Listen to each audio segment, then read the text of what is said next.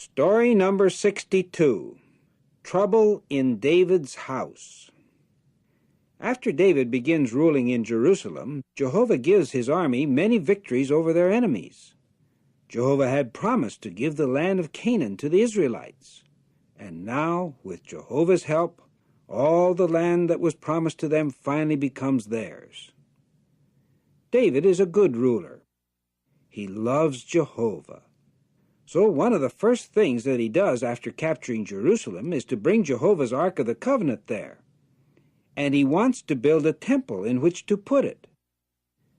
When David grows older, he makes a bad mistake. David knows that it is wrong to take something that belongs to someone else.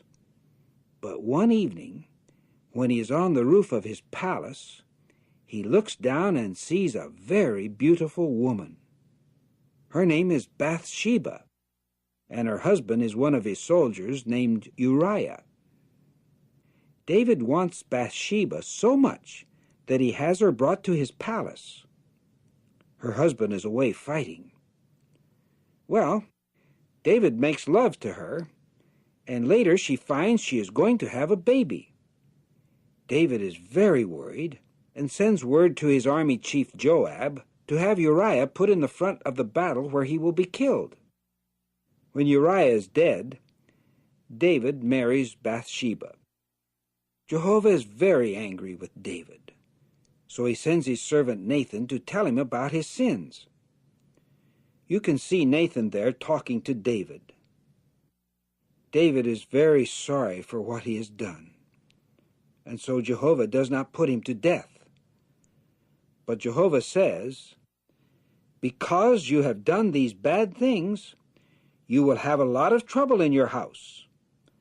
And what trouble David has! First, Bathsheba's son dies.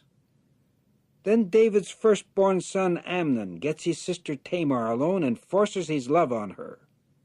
David's son Absalom is so angry about this that he kills Amnon. Later, Absalom wins the favor of many of the people, and he has himself made king. Finally, David wins the war against Absalom, who is killed. Yes, David has a lot of trouble. In between all of this, Bathsheba gives birth to a son named Solomon. When David is old and sick, his son Adonijah tries to make himself king.